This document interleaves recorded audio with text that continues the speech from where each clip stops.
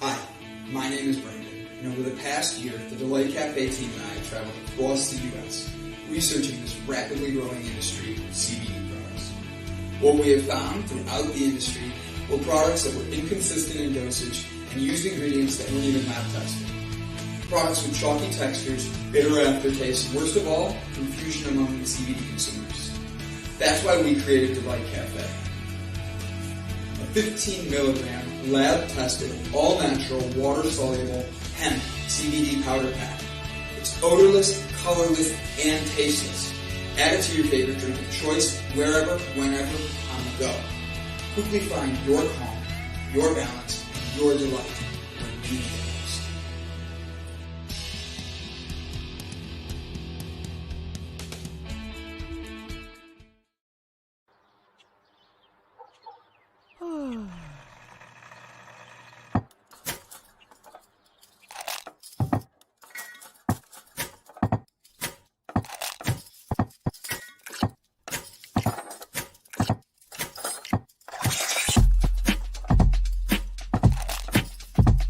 Good morning. Good morning. Java Delight will uplift you. Stay tuned. The show is about to begin.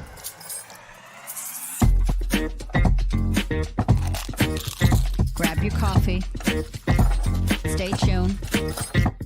This show is about to begin.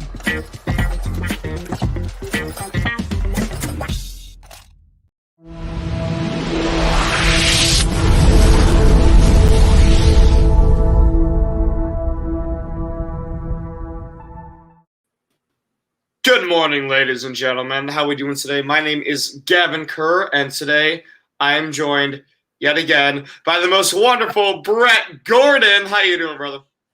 Hey, I'm awake. It's again 7 o'clock in the morning out here in Las Vegas, and it's damn near like good morning Vietnam. Yeah, absolutely. Oh my God, I'm kind of riddled with bug bites. I went to my brother's house yesterday to go swimming, and I had an absolute blast. Swam with him and his old lady and his kid. He's got like a 7-month-old son, and so we had just like a nice little family time in the pool. I had my speaker with me, but then after that, we went over to the hammocks. He's got a bunch of trees in his backyard. He's got hammocks, and we went and laid there, and I got bit up. Like I was worried about getting sunburned, so I doused myself in sunscreen, and I should use bug spray. Oh man, well, yeah. I'm usually one of the lucky ones where bugs don't normally like me. So No, where others get all bit up, nobody normally likes you. Hey, look at that! What is that? That looked like a flashback. Nobody normally likes you. Hey, look like a dickhead. I was gonna say, who's that? The head mofo? What's in charge? I'm sorry, looks like a dickhead. I have shaved, so at least it's a clean dickhead. Yeah, exactly. I couldn't resist to Brett. I was picking on Brett. I could not wait to be able to pick on Brett this morning. I am awake. I've been drinking ginger tea. Back from the dead. Oh, it felt like that for a minute. I almost sent you guys a text message on Sunday just saying, guys, I finally have a full poop that happened. It's not just me peeing all the time. Like, I was so excited that I actually had a bowel movement and not anything else. Like, it was so sick for a while there. I'm really so what's going on with the 5 o'clock shadow and then the full beard there? So my razor decided not to work anymore, and hi guys, and I was like, it just kept buzzing in the middle of the night. It would go, and I'm like, what the fuck? Why is it doing this? What's it buzzing for? Plugged in, charging, didn't matter. It would always be buzzing.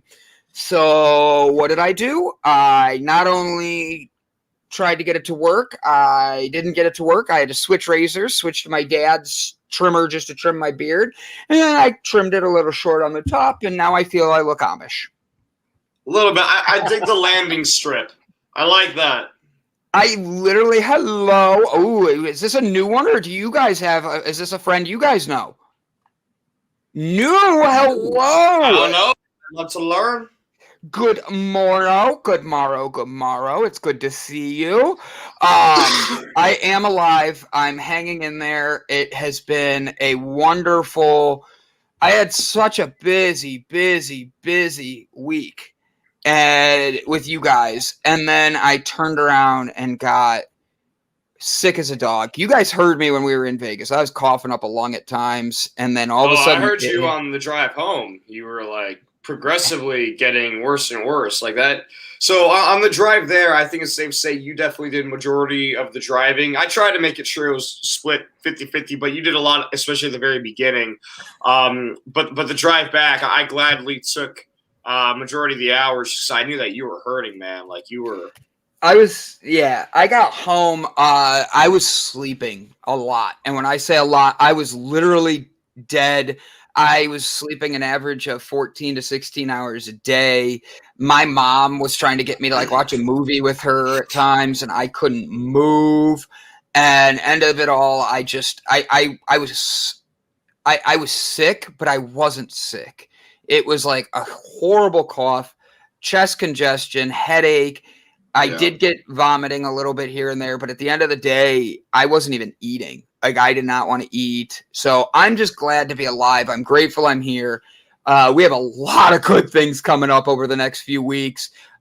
Brett is like been a hero to me. Are you all up after taking the girls in South Africa wee hours of the morning? I mean, talking to girls in South Africa in the wee hours. Well, I haven't talked to any South Africans, and I'm single, so like it'd be nice. I tried flirting recently. It didn't go well. She walked away in the middle of me talking to her, and so I've learned a lesson. I forgot how to flirt. You forgot how to flirt? What do you mean? What do you mean you forgot how to flirt? I literally am good at like making everybody laugh and communicate and make them like talk to me, but they all are like, "Oh, you're a good friend, Brandon." Like I literally I make you laugh, but I could make it much worse on myself. I had a girl that it was her birthday, and we're friends, and I know this, and I wasn't trying to get with her in any way, but she spent the entire birthday talking about this guy that she likes who can't be there because he's with his girlfriend. And I'm like, what the hell is wrong with you? Like, if he has a girlfriend, stop fucking around with him. Like, for real. Like, don't even look at him like that. And she's like, oh, you just don't understand. And I go, that's fine, but like, don't chase somebody who says he's taken, you know? Yeah. And then she's like, why? Now, who am I supposed? Is he stringing her along? I think so, but she doesn't think so. And I'm just doing it as a guy's perception. And personally, we're always wrong, I'm told. So I'm just accepting the fact that I'm wrong in her eyes, and will accept the fact that when she sees I'm right, I'm still going to be wrong. I accept this. Yeah. That's what marriage is, apparently. I've seen how my parents work. Even when she's wrong, she's right. Correct. Yeah, I see that all the time. You know what's funny? So actually, I had one relationship, because I've tried implementing that into quite a handful of my relationships, and usually when it comes to arguing, especially with a significant other, I don't care enough about the situation to argue with it. So I'll just let them have it, because it's not worth the fight to me. It's not worth the being frustrated with each other. So I'll just go with it. Every now and again, I'll put my foot down on something and be like, no, this is how it is. This is what I believe. Take it or leave it, kind of deal. I love this person already. They're on my side. I love you already. Yeah. I'm moving to South Africa. But I've had one relationship where when she's wrong, she's right thing has worked out, as far as like just like saying that as like a mantra, like even when she's wrong, she's right, because it got me kisses, it got me more cuddles, like it got all this extra love, like she baking cookies, stuff like that. Like but only the one time out of X amount of, like a handful of times, probably half a dozen times, that I've tried implementing that mantra. The other time with a previous relationship, she hated that I would just let things go.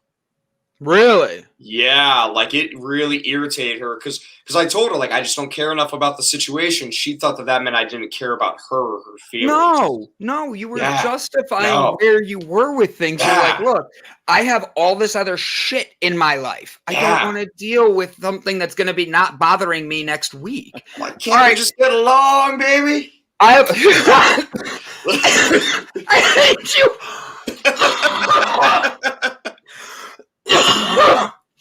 Question. Yeah. Excuse me. Thank you, Sherry. I miss you guys. I am so excited to be back.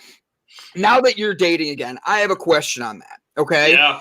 I had a girl that I dated years ago. She has 2 kids. We both understand. We are not looking to have a relationship, but just go on a date and have an adult conversation and enjoy.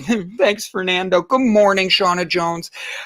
Just looking to have an adult conversation, share a glass of wine, whatever, right? Yeah. And I'm like, and we're sending messages, being nice to each other. And I'm like, look, all I'm looking for is someone to talk to that's going to be fun and have an adult conversation. I'm not expecting you to put out.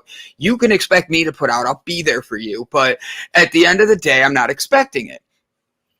But I literally, and this is no joke on this, I go, what do you want to do? Like, what's your favorite glass? What's your favorite wine? And she's like, oh, rosé. So I'm like, okay, why don't I make you dinner one night? Okay. Like, that's a good deal, right? Most women want a guy that's going to make them dinner. Nah, this girl starts picking these like freaking expensive restaurants. I'm like, yeah, you and I are going to work. And I'm like, I was looking to have fun with you, but I'm not going to go spend $300 on a dinner just so you can feel like you had a good night and all that. Yeah, Olive Garden's pricey. Those breadsticks don't come cheap. Soup, salad, breadstick, or the McDonald's dollar menu. Those are your options now. Right. Like, eating at McDonald's because Subway's pricey. have you ever had a girl or a date ever do that to you? Where you're like, they like tell you, oh, I want to go here instead. Yeah. No. Look, I get that here and there, but like usually that's in like date 5, date 7. It's not that first date.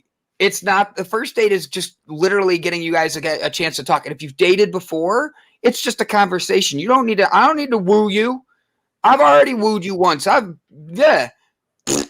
but one of the first things that like in the opening up process and things like that, I'm very honest about how much I make, which is not a lot. And I'm like, yeah, because they ask me like, oh, like you do all these crazy things, stuff like that. I'm like, yep, it's because I don't make any money. So I just like to be creative. So I pick up a lot of strange little hobbies that are cheap and fun and easy. All right, Brett, worst first date you've ever been on. Go. Everybody can write a comment in here about your worst first date. I'll give you a clue. Hold on. I got one while you think because I'll see it. I've had many horrible first dates. I'm the best at worst first dates. Okay? I pick these people that just, they love me because I have this good energy. What did you do? Did you just sneeze your soul out? Did you catch it? Did you put it back? I just remembered a very strange first date that I had. All right, you're next. All right, hold on. Write it down so we don't forget. Oh, I cannot forget this one. All right, I'll tell you mine really quick, and then we'll go from there. It was a first date. I took her to Hibachi. Okay, because she's never been. Yeah, in Independence, blah, blah, blah. This was years ago.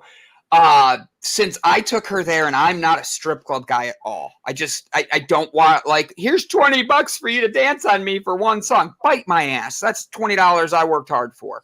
Like, so I'm not a strip club guy. Well, I didn't know she was a stripper. And that came out during our dinner. So she took me to her strip club. I had to pay the entrance fee, and she left me for another guy while at the strip club. It was the worst first date ever. Wow. Wait, you ready for this? I'm going to turn this story around, find the positive, right? Since then, she's had 2 kids, and she's with this guy that she's with now for years. But she's one of my best customers with Delight. She's like, you're one of the nicest people I ever had to take me on a date. You treated me with respect. Even after I treated you like shit, you still were nice to me. She literally buys a box of Delight every month just because she sees how much it helps. So I made a friend, but it was one of my worst. And I tell her that all the time. Like, you were one of my worst first dates. Brett Gordon, worst first date. Go. Met this girl. She was a friend of some friends in college, and there was a concert coming up for Genesis. Genesis was coming to town, so I invited her to the Genesis concert. We're there with a couple other friends and watching the concert. And I go to put my arm around her just nicely, and she like backs away really violently. And I'm like, what the fuck? I understand. And I'm like, okay, so I don't know what's really going on. The rest of the night is kind of iffy and so forth. And I'm like, what's going on? Then I start talking to my friends, and they're like, oh, she just wrote this love letter to this other girl that was at the party when you were there. And so she was lesbian, didn't know it, went out on the date. And, she was still kind of a friend, but it was one of those things where, you went out as friends, and I guess you weren't necessarily saying, hey, are you straight? Are you gay? It doesn't. I don't ask that. Did you establish that it was a date before you went out? Did we establish it was a date before we went out? Yes. No, I bought the tickets for the Genesis concert because I just wanted to have. Yeah, it was a date. So that's a big thing. So you bought the tickets. She knew you bought the tickets for the concert, and then you turn around and she's like, "Oh, I'm with somebody else." Well, she didn't even say that. I just heard it from friends of mine who knew of her, and that she had just sent this love letter to this other girl that was a friend of hers. So that was kind of the worst first date. Other than, I guess even before that, it was, dating myself, and my hands rejected me. I knew something was coming like that with him. I knew it. So really quick, Shauna Jones had a guy take her through the McDonald's drive-through with his dad in the car too. I have to be honest. How old were you? How old were you during this? Thank you. That threw me because I'm picturing I have not taken a girl through McDonald's ever. I make it a joke, but you don't do that. I would rather take you to the gas station and buy you a coffee and a 5-hour energy than McDonald's. All right, Gavin, before I read Fernando's worst date ever, what is your worst first date? So I was 19 at the time, and I had matched with this 29-year-old woman on Tinder. I thought this was awesome. I was all like, yeah. Getting some of that MILF action. Look at me, stud. She was a really great woman. She was a great looking woman. Had a career, all that stuff. She was set. She had her ducks in order. However, we meet at like a Books A Million or something like that. Because in the Plaza was the theater we were going to. We go to the movies. We saw it was one of the Conjuring movies, but it was garbage. We got probably 15 minutes into it, started getting a little handsy, and we're like, you know what, this movie sucks. Let's leave. We go back to her house and hang out for a little bit. Once we're done hanging out, she breaks out a bottle of wine and drinks probably half this bottle by herself within a span of maybe 30 minutes. Just keeps pouring glasses while she's talking to me, drinking all this wine. And then we're sitting down on the couch, we're watching a movie and stuff like that. We get back into it again. We finish that. We were watching the movies, and something like a switch was flipped after that third glass of wine, because she starts remembering other movies, and every time she remembered a movie, she would change the TV to that movie. I watched 5 minutes of 15 damn movies that night. Yeah. On top of that, she did this thing where we were sitting watching TV, and we're cuddling, and she'd look at me now and again. She'd go, "Do you think I'm crazy?" Yes. I'm like, "What?" You're always supposed to say yes. She goes, she's all like, "No, I'm sorry. I just keep drinking and changing. You should probably think I'm crazy by now. You're supposed to think I'm just this old lady. You must think that I'm so annoying." I'm like, "No, you're good. You're good. 5 minutes later. But seriously, do you think I'm crazy?" She did that like 4 or 5 times. And it got to the point where I was all like, you know what? I'm starting to think you're kind of crazy. And so this goes on for a while, and she's trying to get me to stay the night. And in my mind, I'm like, it rubs the lotion on its skin. I don't want the hose. Yup. Yeah. So I tell him, like, ooh, you know what? I got to get going. I don't have a charger for my phone, which I did not. And my phone is going to die soon. So I need to get to a gas station and get a portable charger, which was all true. Because I don't know how to get home because I'm an hour and a half away and nobody knows that I'm here. And so eventually we say our goodbyes, do the goodbye kiss on stuff. And I did talk to her and text her after that. She did end up calling and apologizing for getting hammered. And but she just kept asking me the whole time. She goes, "You sure I'm not crazy? You don't think I'm crazy? Okay, I just don't want you to think I'm crazy. If you have to ask, you are. If you have to ask, then you might be. But if you keep asking multiple times, whether you are or not, You get you're gonna. what? Yeah. You get one ask of that. Oh, I'm just crazy. I'm sorry. Get used to it. Yeah. If I hear that more than once on our first date, guess what? You are the crazy one. Yeah. There is no second date. Huh? Yeah. Yeah. No, I'd give him a second date. Just depends how everything else went. Just so you can continue that conversation. Are you crazy? Are you crazy? We did a second date, but I set a sober rule because I didn't feel like watching. Yeah, sober. Sober. Yeah. Because I was like, I'd like to finish a movie if we put one on, and I like to talk to you and not crazy. So I'm laughing my ass off over here because I'm reading the comments of first dates.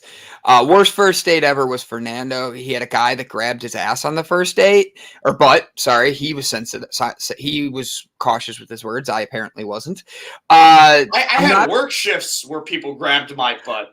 I was just about to say, I've walked in public and had people grab my ass. Like, I don't know about that, buddy. Grabbing a butt is almost like free range nowadays, especially if you have a great butt. If you're a guy, it's free range. Yeah, I agree with that. Yeah, I agree. Well said. But then again, I would walk up if the butt is that nice. I don't care if it's a guy or girl. I'll walk up and be like, "You have a phenomenal ass," and then just keep walking. But he said the guy was boring anyways, and had to ask him questions in order to keep him talking. I've been on those dates. People are shy. Bob Seymour says he gave up dating and he's content with his bromance with Bullwinkle. Good luck with you in the gas tank. Yeah, but he always tags. He's got Natasha tagging along just in case they get in a fight with Bullwinkle. So, just out of curiosity, where is Bob right now? Is he back in Colorado? Yep. That's why he's nice and chilly up there, I think, today. You know what sucks is I would like to see Bob come to Ohio. He's actually not that far from you, Brett. He's closer to you than he is us. But I would love to see Bob Seymour come to Ohio because, guys, I think if I could get Bob to come here, I think we could convince Gavin to apply to go down and visit Jessica Dugas too, and we do a vegan fest down at Jessica Dugas's place and just eat like crazy. She is not going to be here today, but she is loved. So that was my way of giving it to her. I like that. Brian Tracy says the worst first date ever. A blonde stripper so dumb she didn't even know what the military was. Yeah, I'm going to skip that. So Sherry McQueen says, ditto, Bob, except I'm in a relationship with myself. I'm proud of you, Sherry. Oh. And this is where I lost my shit. I started laughing way too hard. Fernando, I think Brian's worst first date ever is the one where she pooped herself while doing the act. And I'm like, what? And then he goes, when I say pooped, I mean pooped a huge willy. Now I'm even more confused. And I'm feeling so bad for Brian. That's supposed to be popped? It's supposed to be popped. I think pooped. But even popping a willy, there's a lot here. And then Shauna Jones, I'm recently divorced, don't want to date anyone. I'm happy with myself. Honestly, Shauna, love you for saying that because the truth is, Gavin and I are out of relationships. Gavin can date everybody under the sun because he's beautiful. I got a date tonight. I'm so excited. See, beautiful. I got an awesome date tonight. I'm very excited. Yeah, my date tonight is like working. I'm catching up on things because I've been behind. But like, I have no desire to date right now. I'm happy and want to love myself. I'm literally trying to know me better than anything else right now. And the person that's meant to be with me will fall in line. Difference between 38 and 21. As I pointed at Brett. Ooh, Well, sorry, I was Brett. going to say at 58, I don't even remember what they are. So I love myself plenty, all right? At 21, I thought I loved myself too. But you never know when you're going to have a huge willy pop out. Even me, Shauna, I date myself now. I love it. Bob Seymour is laughing his butt off. Brian has a lot of interesting stories. Oh my God. Yes, he does. It is hilarious. One day we're going to get Brian out here. We're going to have a bonfire all of the group together, and we're not going to go live at all. We're just going to tell silly stories. I have a feeling Brian is going to be able to outdo all of us. He is just going to be able to like one match every person's story. He just strikes me as that. I got some that aren't Java Delight appropriate. well, Yeah, that's that's why I why said- that's the Marine coming out there. Yeah. Right. That's and there's thank you, Sherry. There's a lot of that out there. Bob's headed to South Dakota. Bob, do me a favor, take a picture of Mount Rushmore, but I want your head as the fifth head. Okay, so it's not just your normal picture around Mount Rushmore. I want it like. They should have a viewing area where you'd be able to get that. No, where you'd be able to get that angle easily. You know what? We need to go find it, Kevin. I think we need to go on a road trip again. Yeah. Yeah, you might as well start tomorrow. You're recovered. I know. Brandon just gets better the next day. He jumps in a car. Guys, where are we going? I don't know. We're just going somewhere, guys. Let's go. Yes. I was supposed to spend my 4th of July in Lake Tahoe. I was invited to Lake Tahoe get to watch. Right. Yeah. I was going to fly. I was getting flown out to California.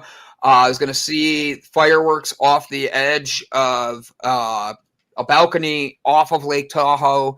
And then my favorite part of it all was they had a band that was playing at the other end of the lake. So you could literally watch the band from this like view. And I was looking at all their Instagram stories and I'm like, oh, man, I'm so jealous. But I'm actually glad I didn't go. I needed the rest. As I was going to be here yesterday and Brett texted me in the morning and I was still coughing and I could barely keep my eyes open. My sleep schedule changed drastically. I was sleeping so much. Like I could go to bed at like midnight. Let's just use that as an easy point.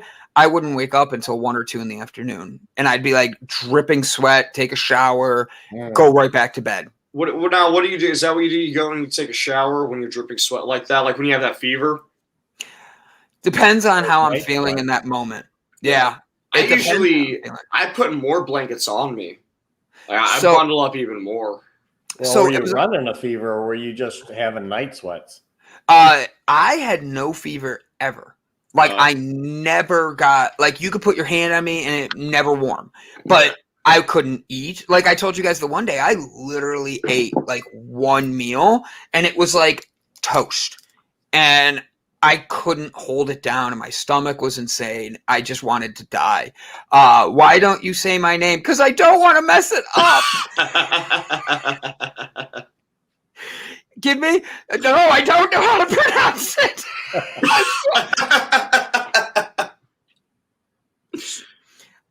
Somebody help me. Say it. Yeah, none of you want to. Delport. Ilsa Delport. Ilsa.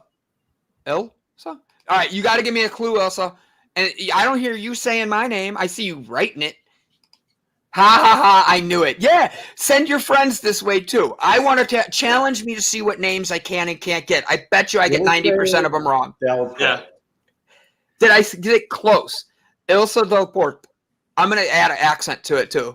So Jessica Dugas is not going to be here today, even though her segment would be here in 30 seconds. Hey, we got it. There you go, Brandon. That's right. I got you. Ilsa Delport. That's right. Yeah, that's my little like Spanish coming out. I thought you were having a stroke. It sounded like that. Yeah. Fernando's over here laughing at me. Strokey. Have you ever? So Jessica Dugas is not here. Her entire family got sick. They ended up getting COVID, a bunch of them. Right. They're getting better. I just want to take a moment here to say, Jessica, we love you. We're sending you good vibes. We're going to pick on each other a little bit more before our guest comes in. I'll read the bio for our guest, Kawan, today. You guys are not going to want to miss him. He sounds like a pretty stinky cool dude. Doing a little bit of research beforehand. Kawan, he is... After many trials, Kawan found himself in the fitness and business world where things he thought he understood. He became a master trainer and co-owns 3 gyms. Before that, there were many failures, and he underwent, and he's still learning today. He hosts a podcast, The ValueVerse. He is currently building a brand that helps individuals achieve better outcomes in life that lead them towards success and learning from failure. By going from zero to hero, a top trainer in a highly recognized gym chains, he has been helping with building 3 profitable gyms. He's been through it all and can save you years of pain. So he is going to be here. His name is Kawan K. I'm not going to ask if he has a Shabbat. Hi, guys. That's Shabbat from the IFAH. Hey. Love you, man. Hey, it's good to see How's you. it going, Shabbat? Sorry, guys. ADD. Applause all around. Okay. Round of applause. Or round of applause. Oh, I can't do the whole spin. Nope. So You woke the dogs up, Brandon. no, the dogs were already up. They were in the bathtub with my mom. Well, in the bathroom with my mom while she's in the bath. They will bark at everything. Hey, Shabbat. I love it. Fernando, Shabbat, Fernando. Thank you so much, brother. Absolutely, brother. I look forward to connecting with you. I got sick last week, bud, but I look forward to connecting with you soon. And the guy who says hello to you is Fernando. We're going to connect you two together because I want you guys to be able to not only connect, but Shabbat, I want to get you on here and explain a little about everything we did at these conferences, everything we're doing. The next one's in Dubai, and we're already looking at how we can get out there and be with you guys more because it was such a great conference. So love you all. Very excited. And Shabbat, thank you for stopping by. I do have my passport. I got mine back this weekend. Oh, nice. My ex literally out of nowhere sends a text, hey, I'm going to be at your parents' house in 5 minutes. I'll leave your stuff in front of your car. And I'm like, she was nicer than that, but she found my passport and stuff. And I was like, thank God. Wait, how long is the drive to Dubai? Did you like that? That's all I got because I know we can't do that. Right. She said, Delport says, hello, Shabbat. Hello from all the way from South Africa. So Elsa's in South Africa. She is. Now, I will make you a deal, Ilsa. You come tomorrow and bring a friend. I actually have a shirt from my sister swimming with great white sharks in South Africa. She did a whole 1-year trip out there, and she swam with great white sharks, fed them chum. She raised baby lions. She's done a whole bunch of things. I 100% will wear this shirt tomorrow, and it's perfect because it's a pink shirt, and we wear pink on Wednesdays. Oh, yeah, it's been a minute. It's been a minute. I have a whole outfit set out for tomorrow. We also work out on Wednesdays. That's why I haven't been wearing for pink. Joe, too.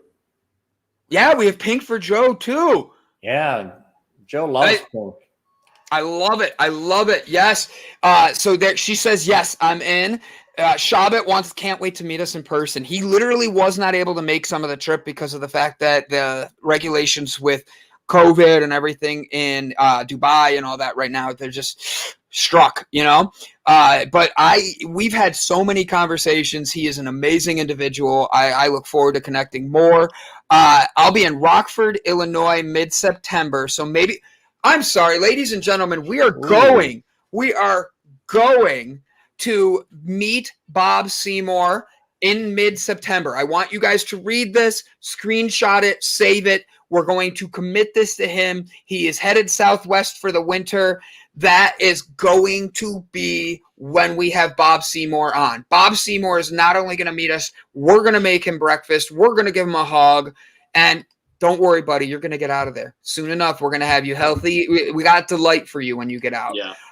We'll take care of you. I may be out there that same time for my 41st high school reunion in Waukegan. Yeah, because the 40th got shut down because of COVID. Oh, okay. All right, I'm going to really show myself here. How many people are in your graduating class? Like, are they doing 40 and 41 together because of it? No. It's really going to be, instead of the 40th last year, it's going to be 41 and 21. Does anybody go to their high school reunions other than Brett? I have never gone to one, and this year is my 20th reunion, and I have not 1 ounce of me that wants to go. I have more fun now talking to the people in high school than I did when I was in high school.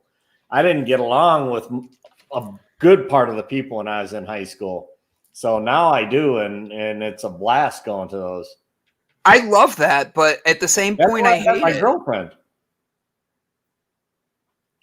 You know what? I have no rebuttal there. My high school sweetheart, I would have no desire to see. Do they do it?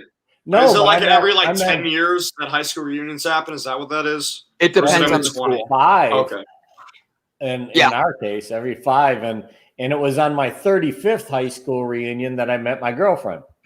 See, I didn't know her in high school.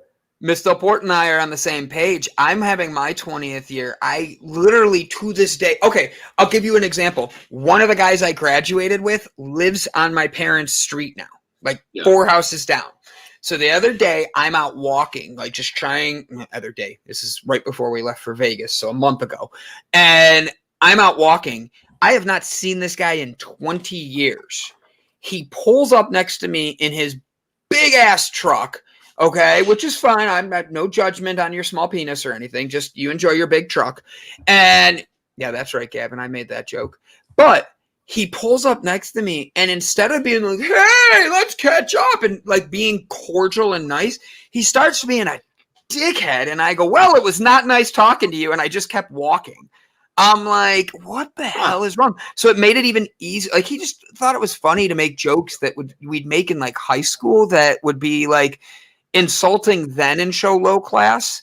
And I'm sitting there going I have no desire to interact with somebody that thinks these are still appropriate. He has 7 kids, and I'm sitting there going, that's how you're raising your kids? Dude, he's not even the one that has the most. I have a graduating class of 33. Yeah. Okay. Small, right? Now, very small. Very small. That's a classroom. Yeah, for real. We had one guy and girl get married the day after we graduated. They have 9 kids. This guy got married not long after that. He has 7 kids. There's 2 other girls in the class that married guys they went to college with. They both have an average of 5 kids each. And those are just the ones I know of. We almost have our class in kids. And I'm sitting here going, my business partner down in Mexico has 18 kids. Like the movie Yours, Mine, and Ours. He's got some that are in their mid-30s, and he's got one that's not even a year old. Wow. He just likes restarting the clock, huh? Is there a tax game that he's playing now at this point? No. And he's actually, been able to help his kids go through college if they wanted to go through college. Is he going for a world record? Well, he's definitely working his way up to the top. That's for sure. All right, because as far as I'm concerned, what's Genghis Khan holds that record, so he's got a ways to go.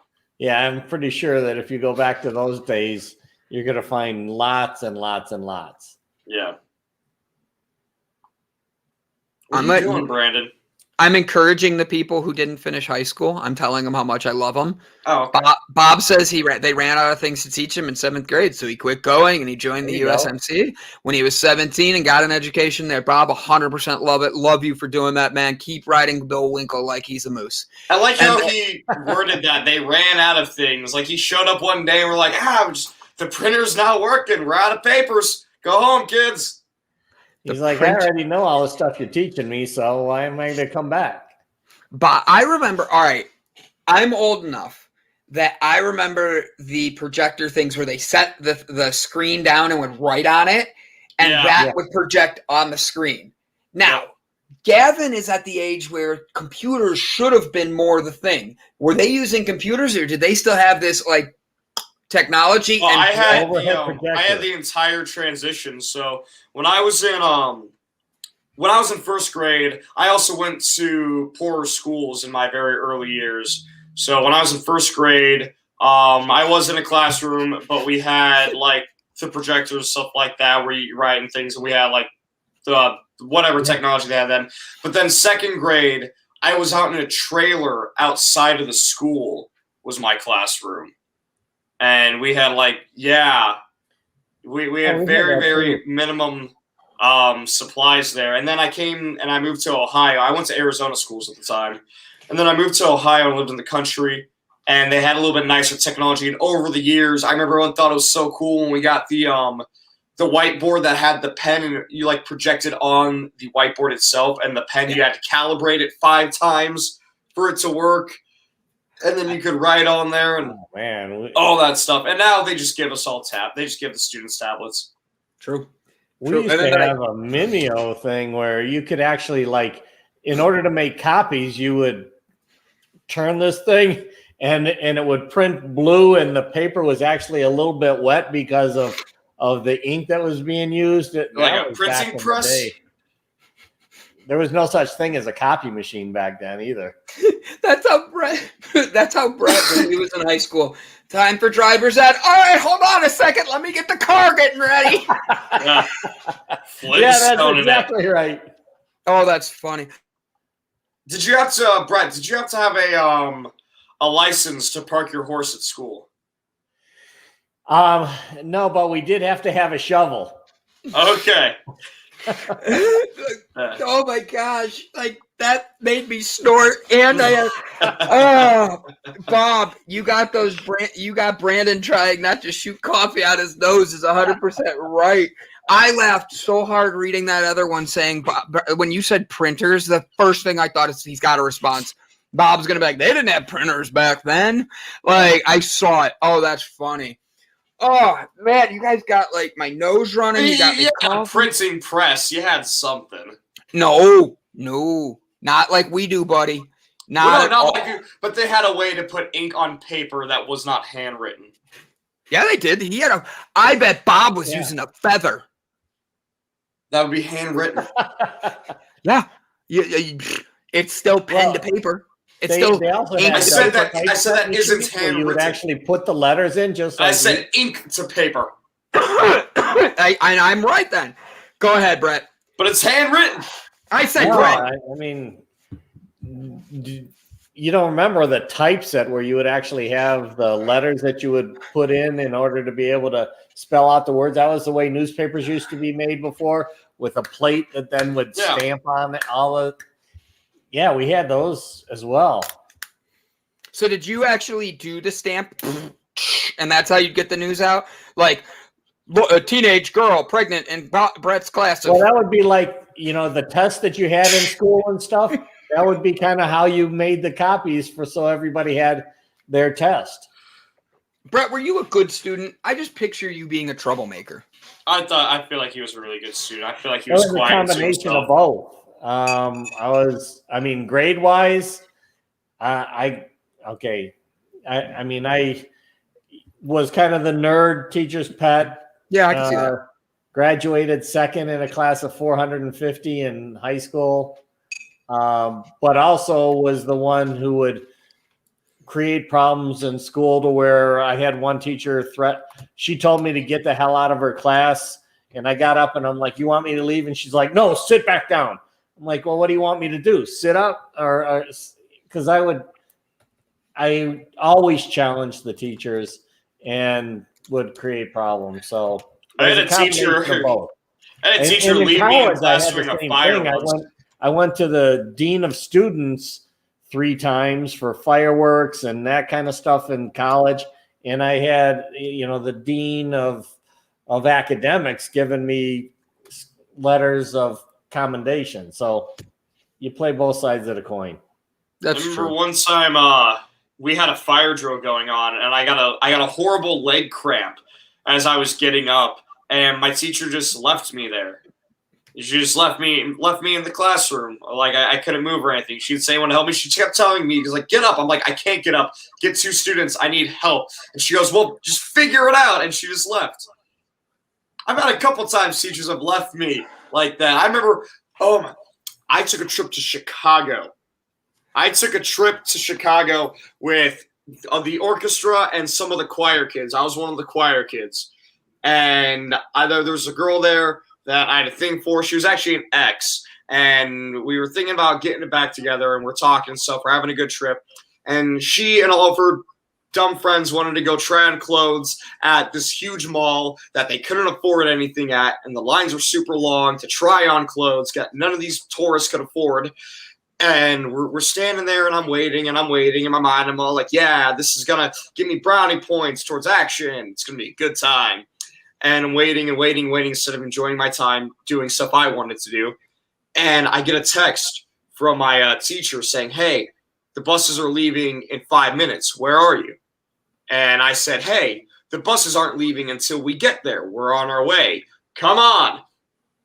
We're like running around trying to find these buses, and she calls me. She says, "Look, we're on a schedule right now. If you don't get over here, you're just going to have to figure it out." And I'm like, "Hey, I'm 17. They're also all minors. We're in the middle of Chicago. We're not going to figure it out. I'll be fine. They're going to freak out, and I'm not dealing with that. That is a school bus, not even like a crazy tour bus or anything. It's not a city bus. Tell them to wait." And we got there in like the nick of time. They closed the doors. It was like a Spider-Man movie. And I'm running towards the bus, yelling, "Stop the bus! Stop the bus!"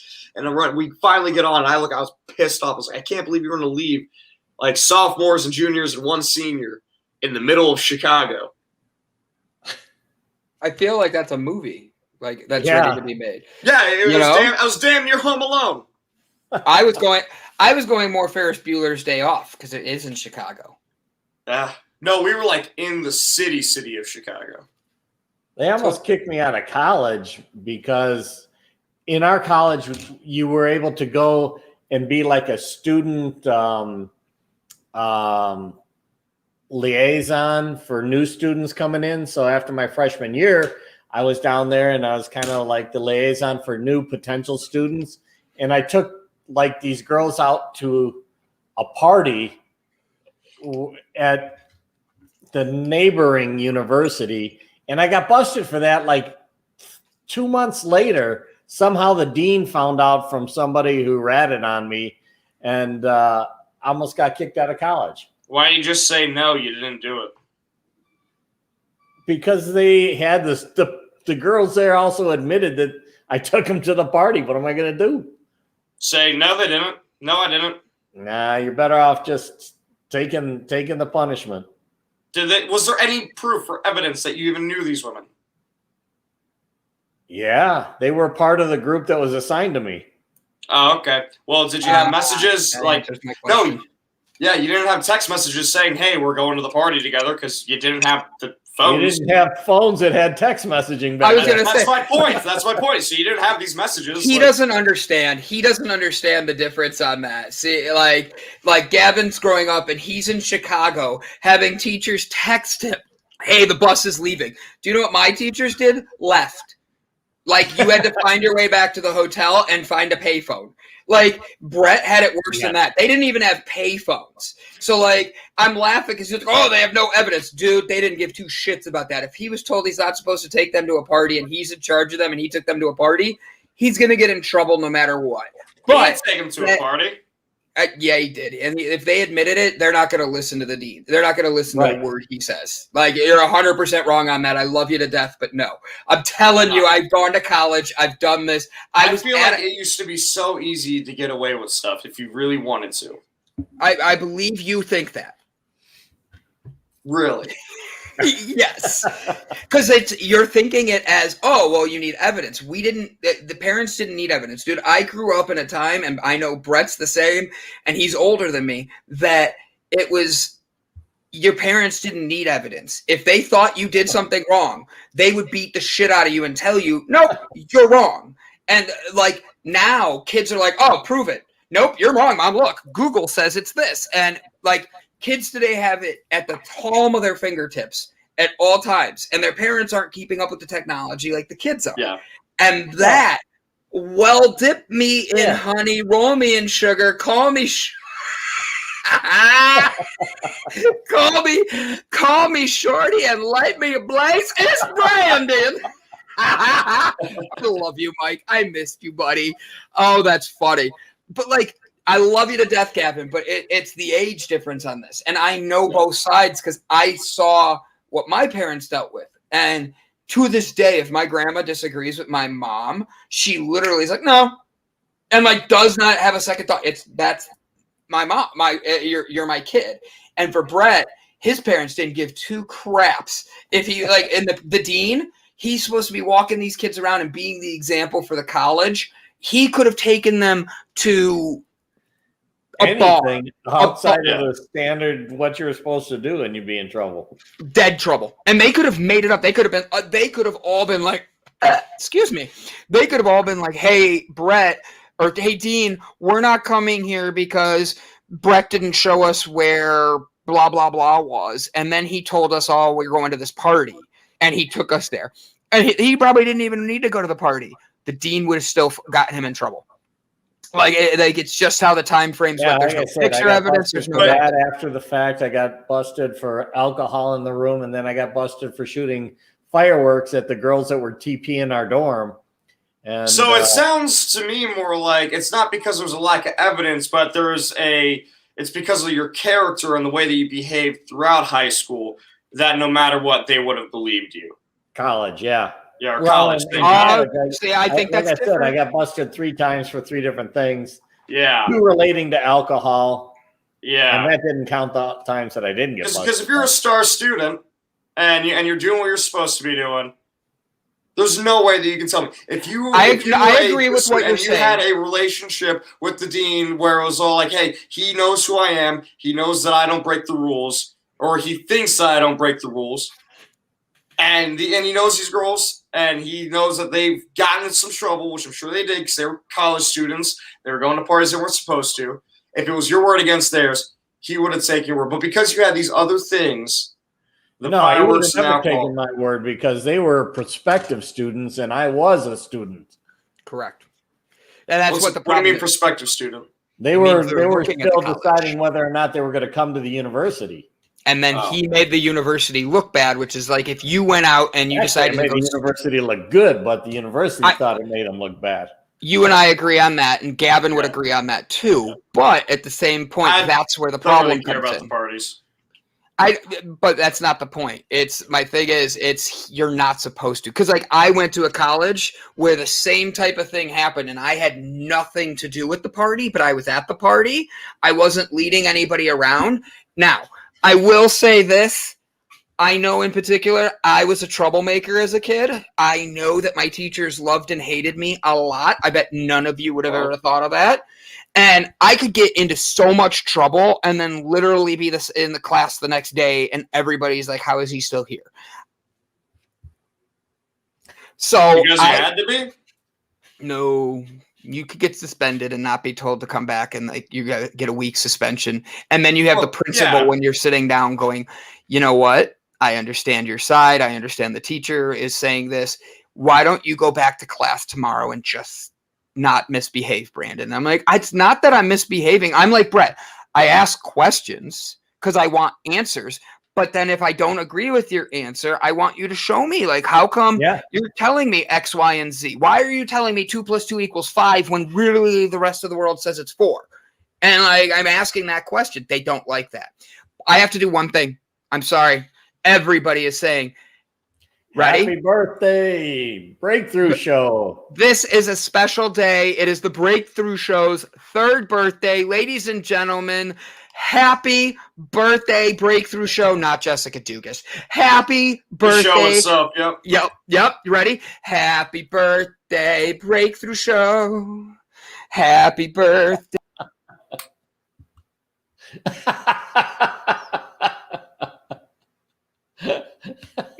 We don't need any of that. Happy birthday, Breakthrough Show. Now we got all that. Right.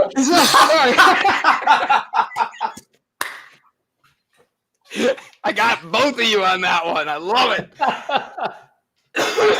Oh, that was funny. That was funny. Orangutan nipples. So we are here to. I'll put you back in your corner, Gavin. Oh, thanks. I like being on bottom. There we go. How do you switch them around like that? I'm not telling you. Maybe you should try stuff once in a while. You know. Miracle! Look at that. Yep, look at that. Oh, there's my age showing. I figured out technology like that. Yeah, your age showing. Brett, show him how to do it. Show him you know how to do it. Show him. Boom! Oh, Brett's age showing. He's been working on shit. Boom, shakalaka. Take that, young blood. All right, guys, I'm going to skip over all of that. We're going to get into the next thing. We have had a good first hour today. We've had a lot of fun. Brett, you have a movie coming up that we're going to be talking about on Thursday. It is the... We're going to be talking about... The Joker. Hey, what was that about age showing? Yeah, I'm right. with you. Yeah. You get it. Gavin, Exactly get him. right. Get him, Gavin. I'll stay quiet for a second. Go ahead, get him. I honestly, I don't want to get him because I'll just forget that I got him in the next 5 minutes. It's true. You know, that's the good thing about age. You can get beat on and then not know about it 5 minutes later. He's saying he's old. We're having a conversation about the Joker on Thursday. For anybody that hasn't seen it, this is a trigger movie. A lot of people have been into this movie and seen it.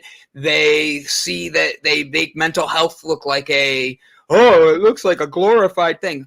I will tell you right now, you're going to want to be there this Thursday. Thank you, Gavin. You want to join this conversation? Yeah, it most definitely does not glorify mental health in any way, shape, or form. If anything, it sheds a lot of light onto how difficult it is to deal with mental health and how difficult it is to function in society when you have a mental health issue. 100% yes.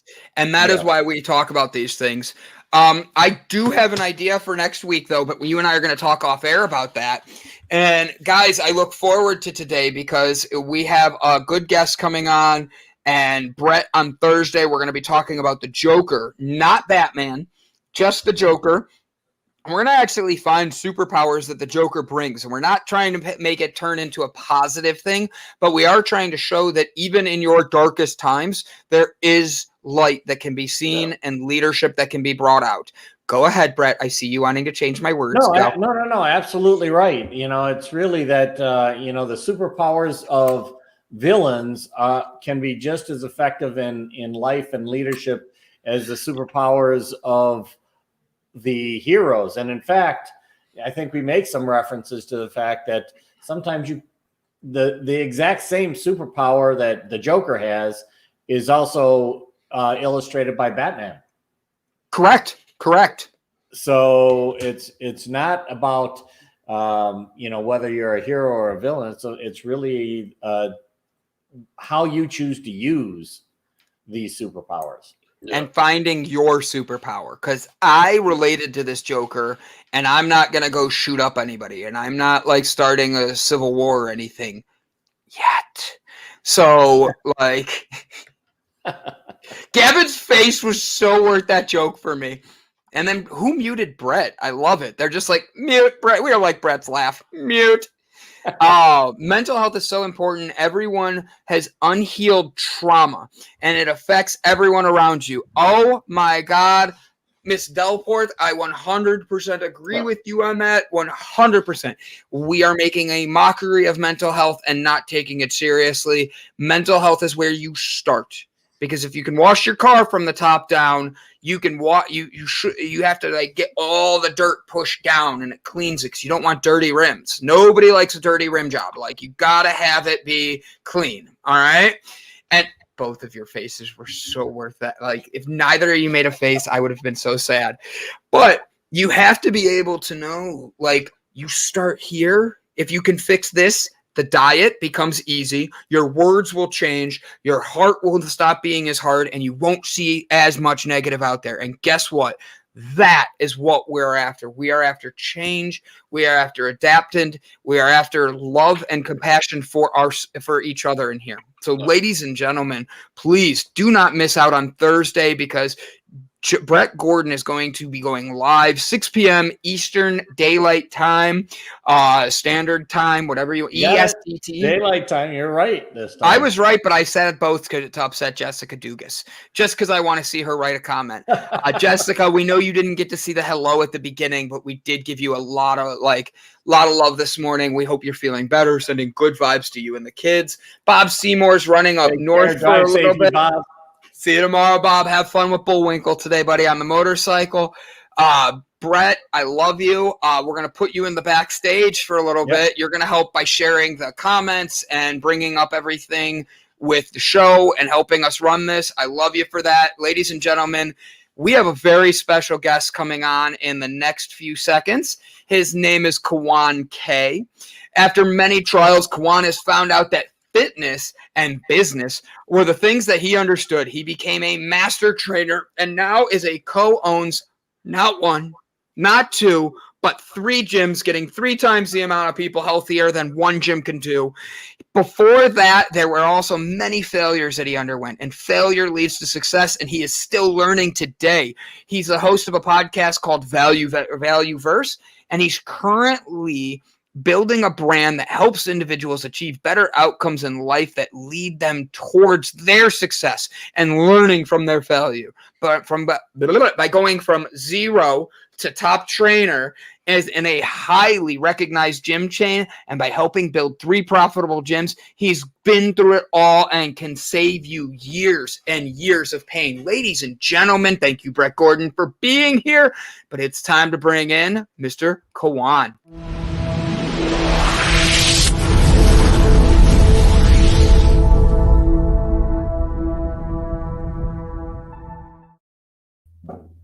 Hey, how you doing today? Hey guys, how's it going? That was an awesome intro. I don't know if I can live up to that. How you doing? Doing great. How are you? You will live up to it. I already read your bio, looked you up. I got your Instagram back here ready. I followed you already. I'm awesome. Ready for you. All right, cool. Kawan, let's start off. What is your favorite book you've read? I'm going to throw random questions at you at first. Ready? We're just going to have fun. Yeah, I love it, man. My favorite book, there's 2 that's currently tied, but I have to go with Mastery by Robert Greene. That's my one. The next one will be Slight Edge by Jeff Olson. That's also one of my favorites there as well. I have not read that one yet. That you got me on that one. I love it.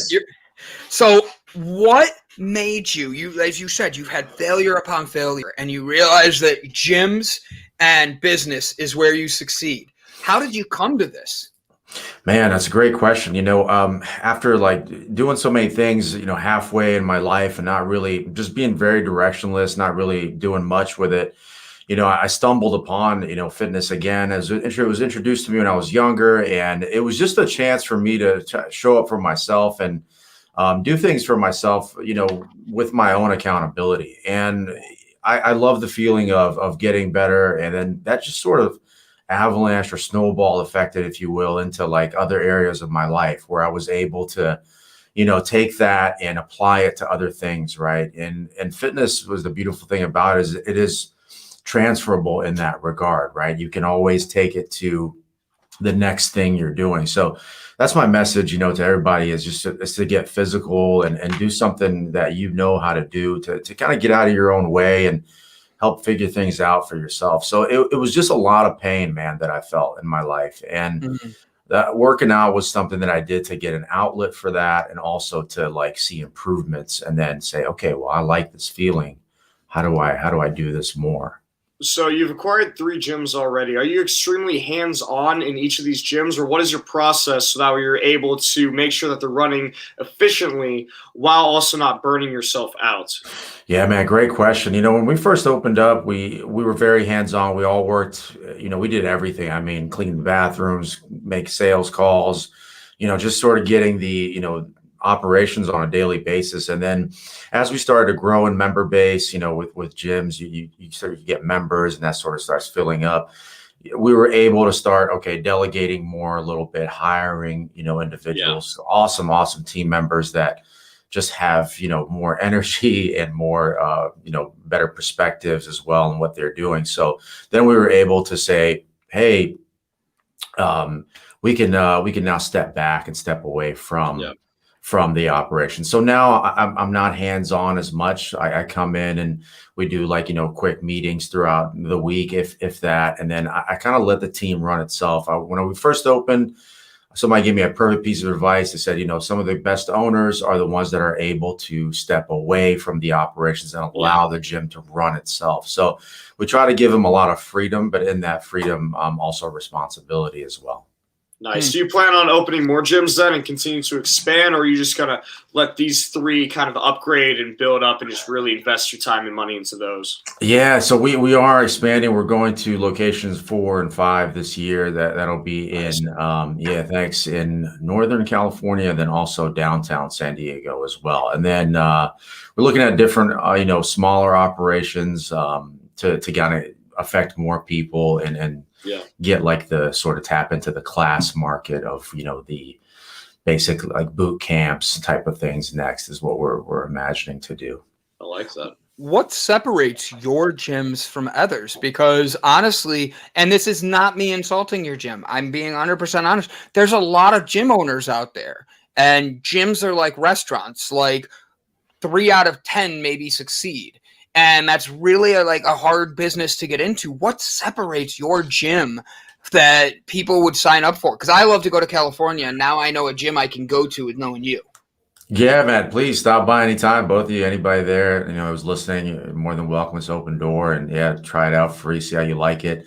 With us, it's a great question. Gyms, all right. So, I started off in a big box gym, 15,000, members, and you kind of just it's hard to connect with others. I always love gyms because of that sort of melting pot of just different personalities, people from walks of life, that it's just so hard to meet if you're not in that, environment where you're working in corporate office with thousands of people, or just the person that's always on the move. So, connecting with others in the gym is kind of what helped me to get to where I am. I just, had open conversations with people. So our gym's on a smaller member base. So we stay under 2,000 to 3,000 members.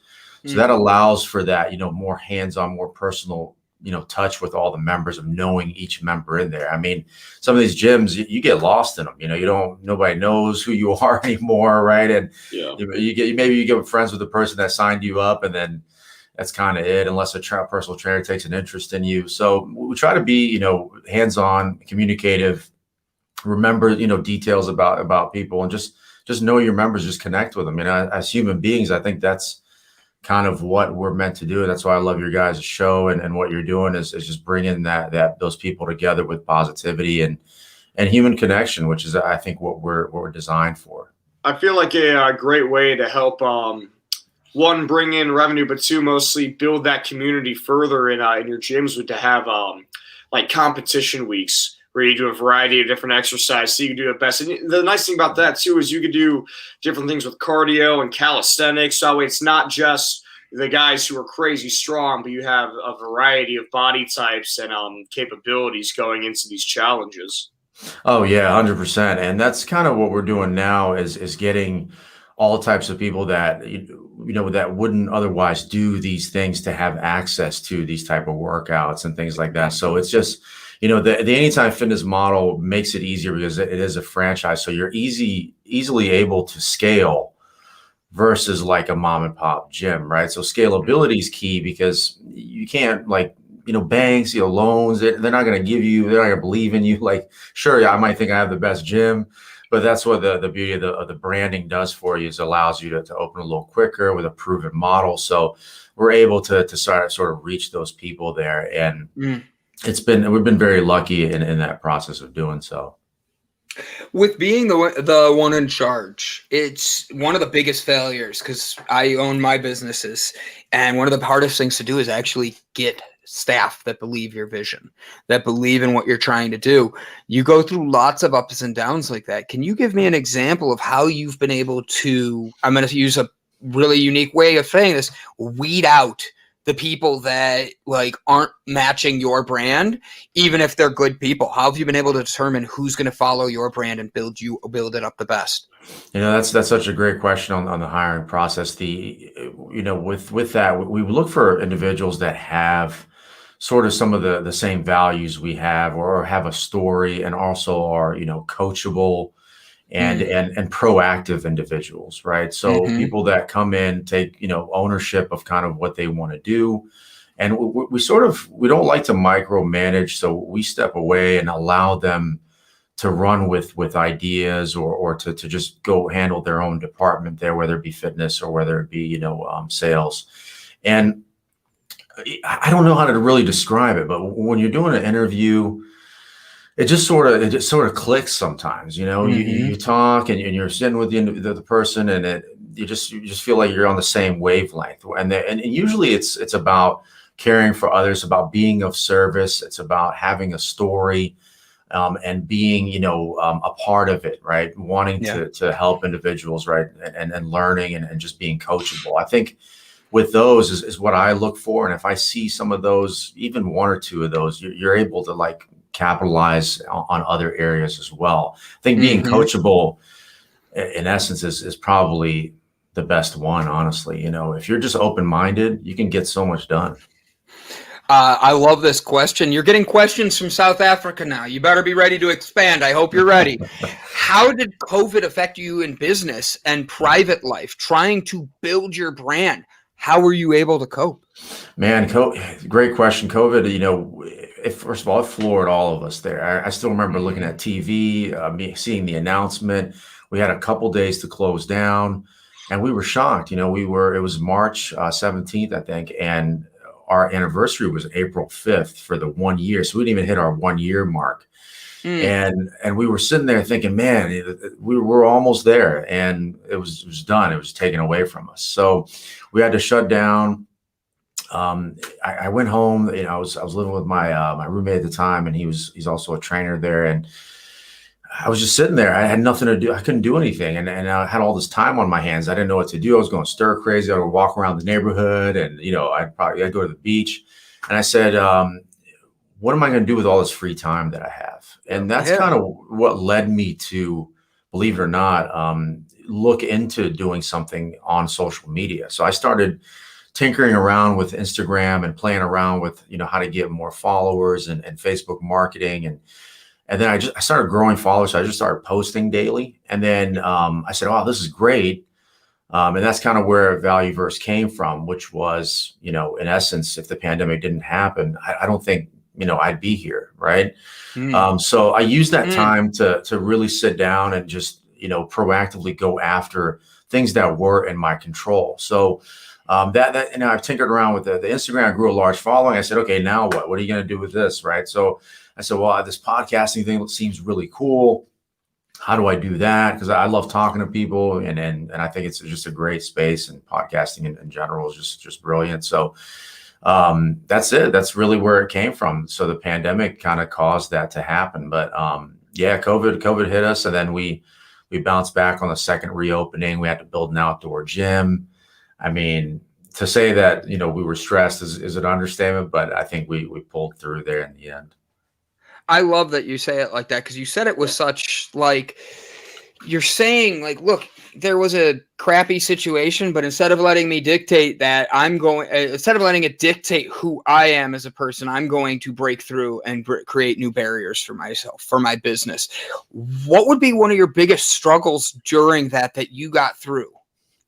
So for the pandemic, I think one of the bigger struggles with the gym, also, with the brand as well, or podcast, was figuring out the first of all, the reopening and then the shutdown, and then, being flexible and adaptive to reopening an outdoor gym and immediately just taking so much action on a constant basis was mind numbing there. But we pulled through on that end. It just, however, the ability to be adaptive and flexible were the biggest takeaways for me on that, was to allow yourself to, okay, here's this event that happens to you.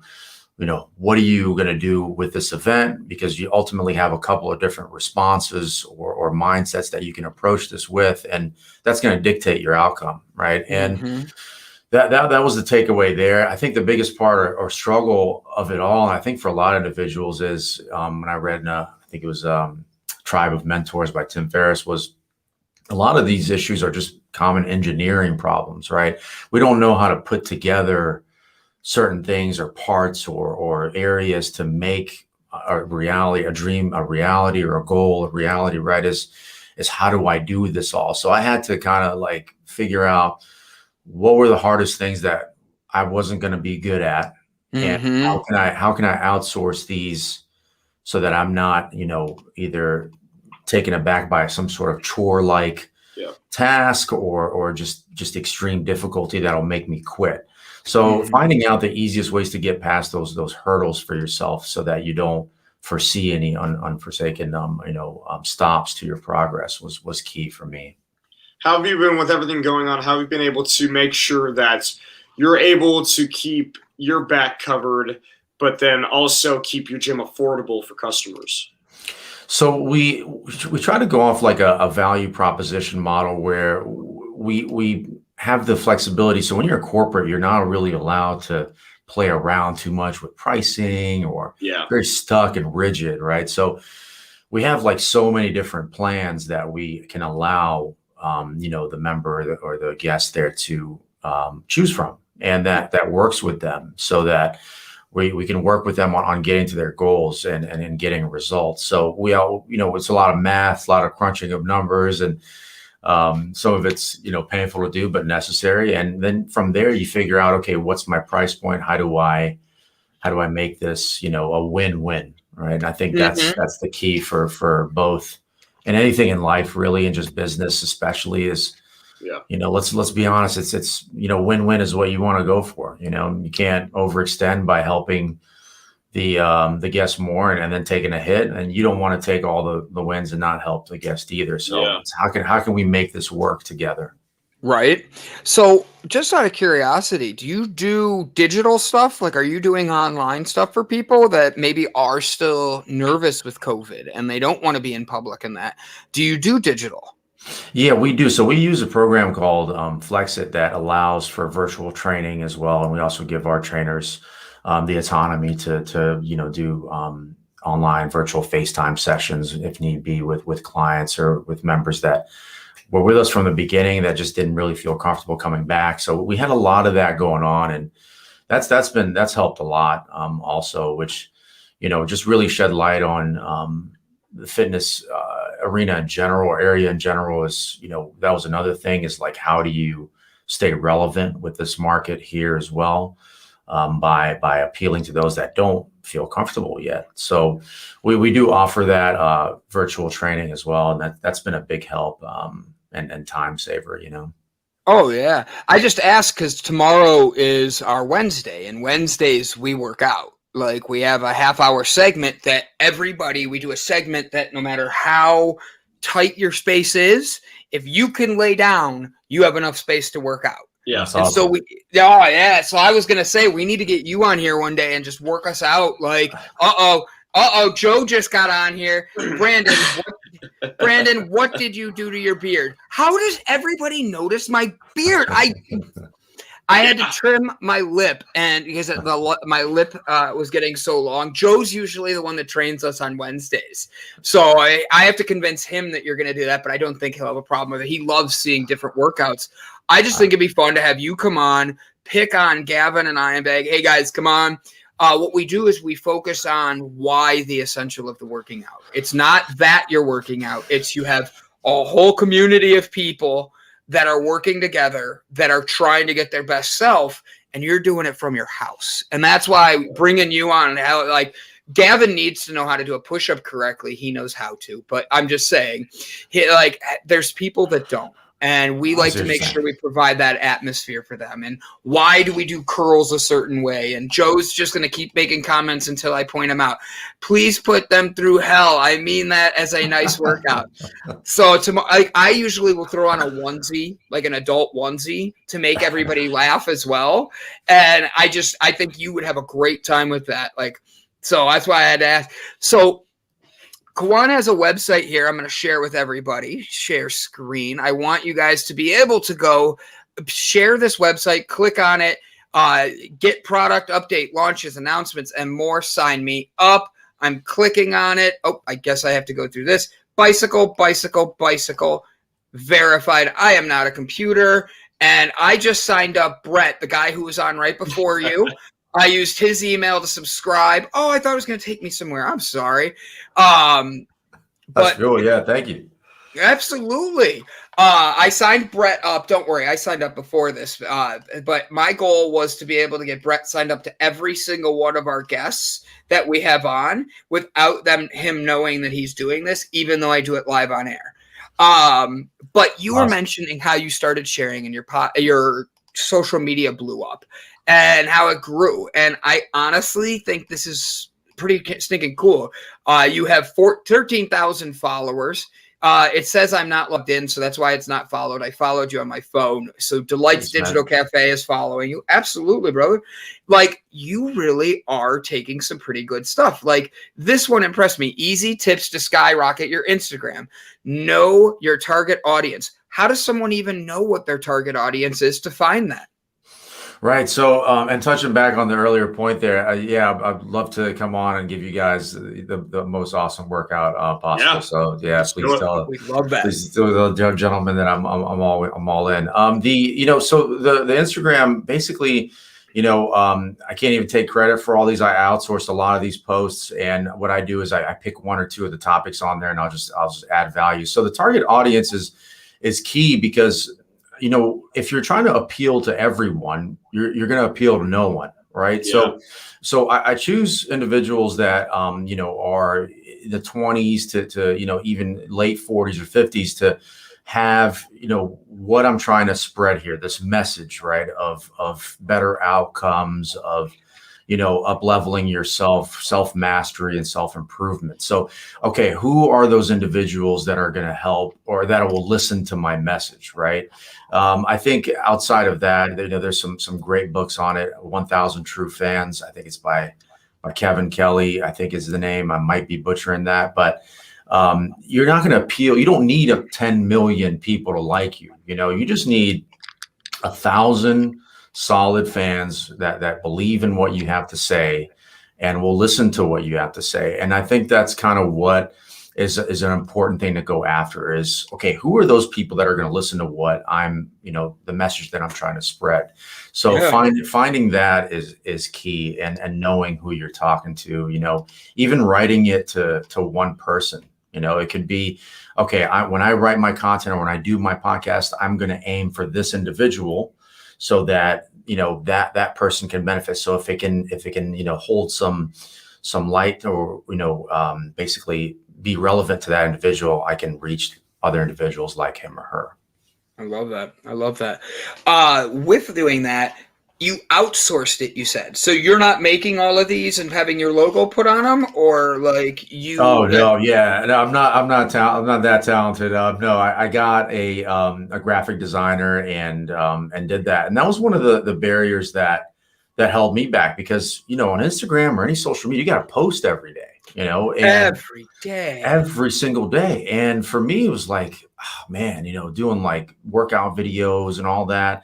I just know that inherently by nature, unfortunately, I'm a lazy person, right? Yeah. So I'm like, how do I, not even get into that problem? I'm like, okay, well, get content that's pre-made or that you can at least has some value in it, and then just pay, and then just get that done, and it'll save you, hours upon hours, right? So I'm all about that time. Saving time, if it's something's going to save me a few hours a day, yeah, I'll gladly pay.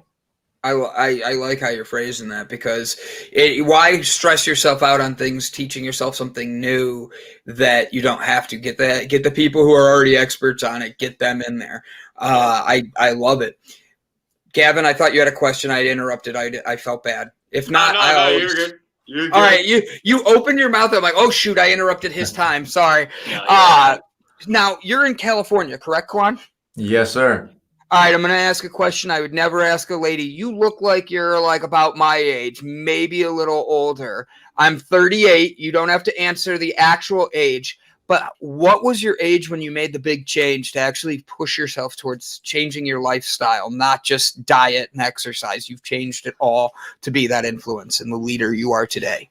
Yeah, thanks. And I am 38 as well. So, yep.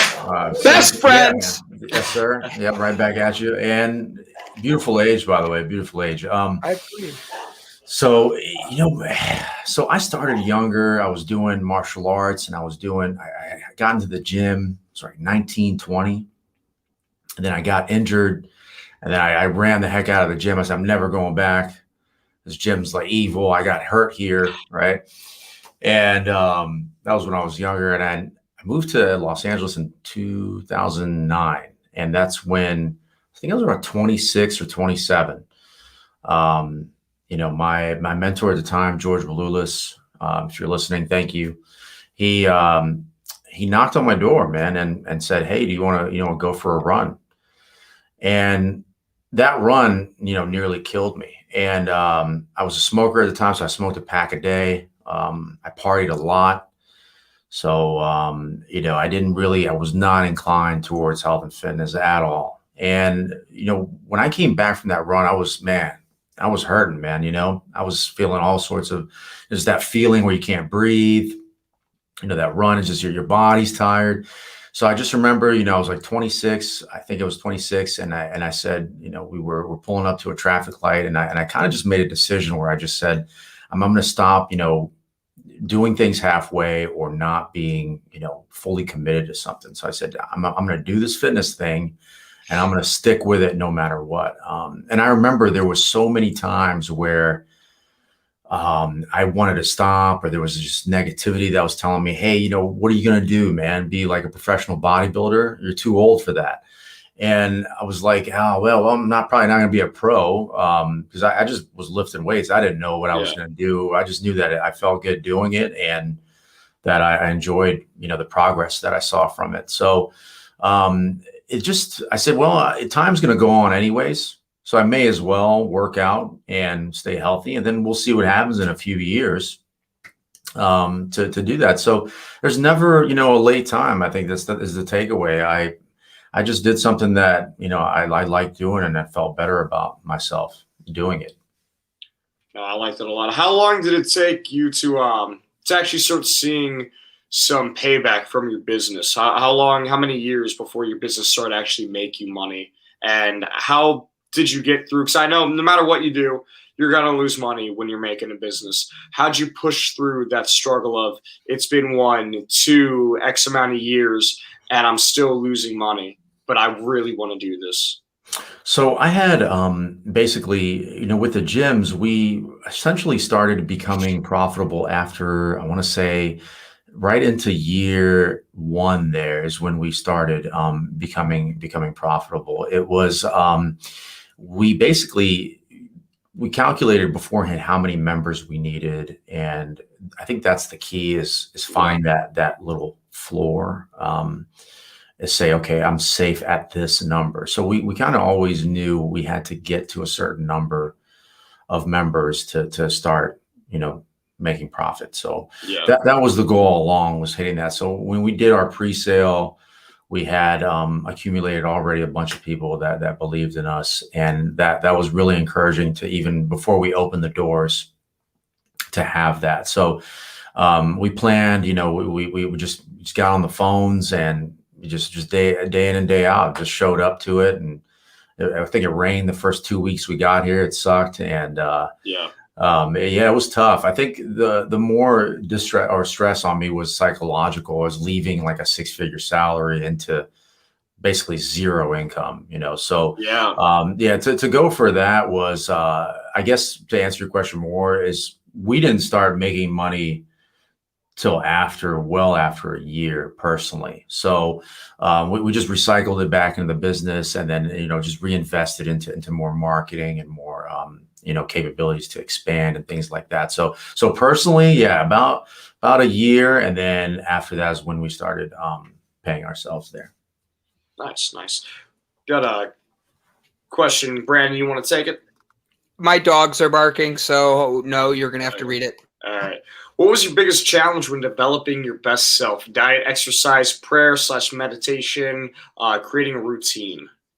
Yeah, great question. When I first started, I was very, very hungry for knowledge.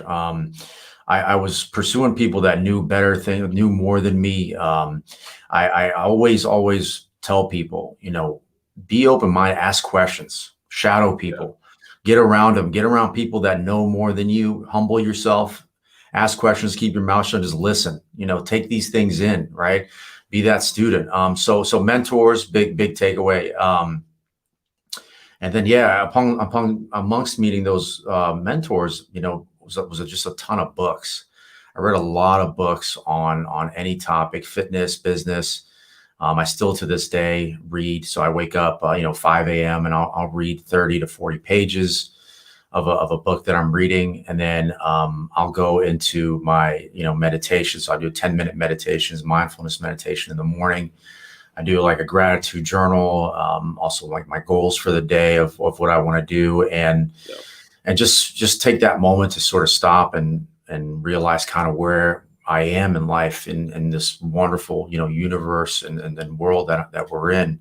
Yeah. And, so the working out right after that as well. And I follow that routine, consistently. So I always say, whatever you want to do, like, just do it daily, whatever, and start small. I love the workout thing you guys are doing. And I always tell people are like, man, working out's so tough. I'm like, what's so hard about it? Find that mental block for whatever it is, whether it's too much time, lower the time down, make it the smallest achievable chunk. Like, you don't have to run for 2 hours, go walk for 5 minutes. Mm-hmm. Do realize that a lot of the basics for whatever you want to do, you can find for free.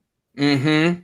A lot of the basics for no matter what the skill is, the very basic knowledge you can find for free, and you can test it out somewhere.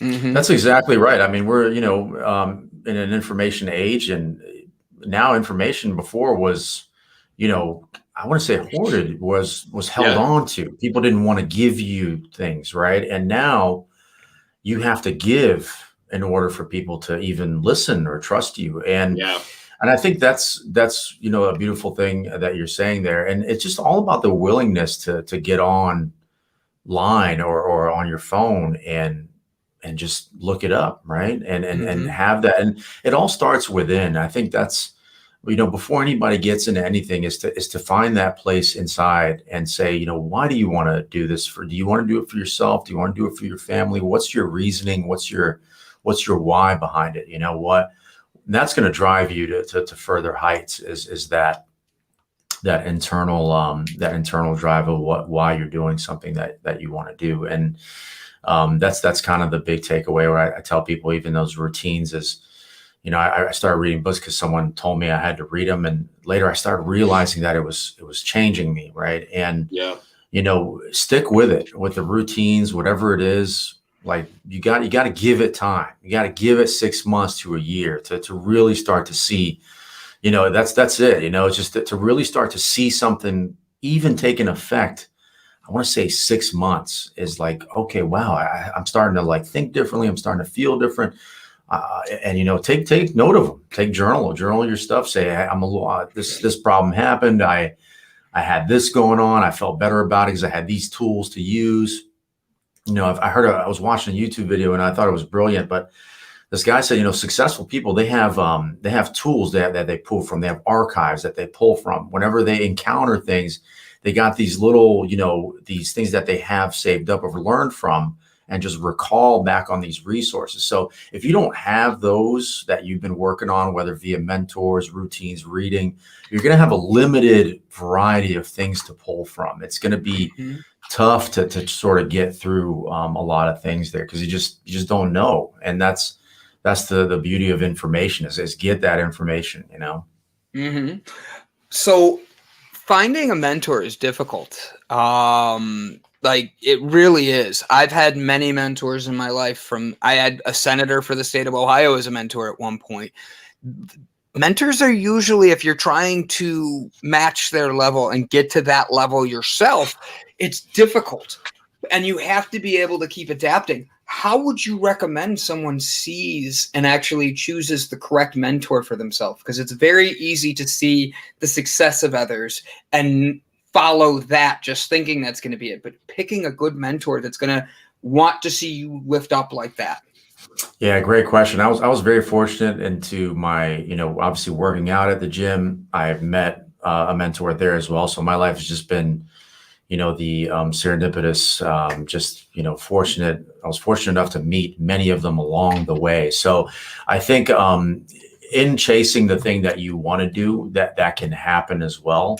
However, if you want to go about it in a way where you want to be a little more proactive, I think an important thing to do is first you need to know yourself, and you need to find out what it is that you want to do and to be truly good at or master. And once you find that, that's when you have to, hit the drawing board and say, how do I do this best? What's the best way for me to do this? And, it might involve a geographic move. It might involve just a few emails back and forth until you get the right information, the right knowledge. My message is find the person that's really good at it, and then offer your services, offer to shadow them, offer to do the things, take things off their plate. Say, hey, I have a bunch of free time. I'm willing to, take care of your Excel spreadsheets, for example, and type these things up. And what else can I do for you? What else can I do to make your job or life easier? And that's one of the things that you got to give value to receive it, right? And to receive anything. So offer your services up and shadow somebody in a career that you want to excel in. If you want to be, a top salesman, or if you want to be, great at, posting on Instagram, is follow somebody and say, hey, I'll do these things for you. What can I do? I'm really curious to help you out. I do like these topics that you're talking about. Find that common ground, connect with them. And then through doing that, that person will eventually say, okay, I'll give this person time of day, and we'll take a liking or an interest in you. Worst case scenario, you can always find somebody that is doing that as well, and just say, hey, how much does it cost for you to for a coaching session to help me with this? And man, anything that can even save you a few months is worth it. I agree. Gavin, do you have anything, or can I go into my next one? You can go in. I'm just listening. I'm sitting back, I'm shutting up and listening, and I'm just taking it all in. I'm not used to this. Being a leader, you can have times where you're lonely at times. I just was at a conference with a ton of leaders that are their CEOs of their companies and that. And one of the things we all had that we all talked about together was there's times you're just lonely, because even if your wife's working with you, your colleagues and that, they're great to have around at times, but it's not the same as being yours. And that drive is something that's in us that others might not understand. How did you help yourself grow through those times as a leader of loneliness to keep pushing yourself through? Because that's, I think, where a lot of people fall at the leadership level, is that loneliness sets in where they have to separate themselves from staff and friends and all this other stuff and truly be the leader they're supposed to be. It gets lonely there. How do you handle that? How do you adapt to build yourself up like that? That's great. And I think this is a fair two-part question in approaching it. You have to have a sustainable approach, because I tried the whole isolation and just working on myself every day. And man, that's a great way to burn yourself out. And I did that a lot. And one of my learnings in that process, you got to reach out to like-minded individuals, and just connect with them. Go outside your comfort zone and go on, even like a group dinner, and just open up with people. Even spending time with you guys here it's like therapy for me. Just connecting, talking to people. Get out there and connect with these individuals, because they're out there just like you, trying to get by as well. So the first part is, I schedule. So I have a therapist. I podcast. I have group dinners that I do. I have a personal trainer, and so I'm always immersed. I'm always around people that stimulate my mind and get me talking, because I'm a social creature by nature, although I do like my time alone, because that gives me my space to reflect, think, strategize, do these things. But you can't do that all the time, because you need human connection. You need to talk to people, test your ideas, and even just, laugh and have fun, man. It's not fun anymore if you can't, have a good time while you're doing it. So, I think the group dinners is something that I like doing, groups of like 4 or 5. I think is always fun, just to get people around, and you're eating, you're laughing together, and you're talking about life, and that space, man, that's huge in and of itself. A beautiful thing there. And there was times where I would get so lost in the work, and I think they do this over at Intel as well, but is wandering about, I think is what it's called. I keep blanking on the name of it, but every time I was having difficult days of was working 60, 70-hour work weeks, I would just walk out into the gym floor and I would just talk to people. What are you up to? What are you doing? What's going on in your life? What kind of things are you facing? Oh, really? How was your weekend? What are you getting into? And then realizing that you're not alone is huge, man, because it's so easy to think, I'm the only person that's feeling this, and I'm not in a great headspace. And, there's other guys just like you and girls just like you out there feeling that. So, go out and reach out with them and create something together and have fun together, talk it out. And, just goes back to that connecting. And at the same time, you got to be okay with not doing too much of that either, and going back into your place and saying, all right, it's okay that I'm good tonight. I'm gonna stay home alone, and I'm gonna focus on me. I'm gonna introspect, and I'm gonna do the things I need to do moving forward. And I think that scheduling it is key. Having like the once a week outing, right? Just put it on the calendar, and get out of that house. Because isolation, it's good, but at the same, too much of it is not great. What's one thing you love about yourself and one thing you want to improve on? One thing that I love about myself is that I'm always a learner, right? So I'm always able to look at every single opportunity as an opportunity to learn something. Right? To look at someone, whether it's a conversation, an observation, a book, anything like that, even an argument, even something happens at a traffic light. I'm like, well, what's going on? Why? I need to learn from this. How can I improve from this? Right. One thing that I want to improve upon as well is, in that same, which sounds kind of funny, but is not relearning things all the time either. Right. So it's like, okay, you learned this lesson once already. You don't need to, go over and over again about what this is. Like, take it in, take the learning principles from it, improve, and move on. And I think that's just the human condition. We're just going to repeat things until we go through them and learn from them. So there's so much that I want to improve upon. I think, just relaxing and having fun a little bit, taking it easy, not being so, always in the need to do something. Right. Yeah. So I got to do these things and I have to do them. And it's like, hey, stop by and smell the roses, take this moment in and enjoy this beautiful day, enjoy this moment. I think there's a natural fear of that for people who are very productive and very work oriented. There's a fear subconsciously of, if I slow down, that I won't get back up. If I take a break today, that I won't start again tomorrow. Kawan, I'm going to run with that one, and I'm going to see how you feel on this.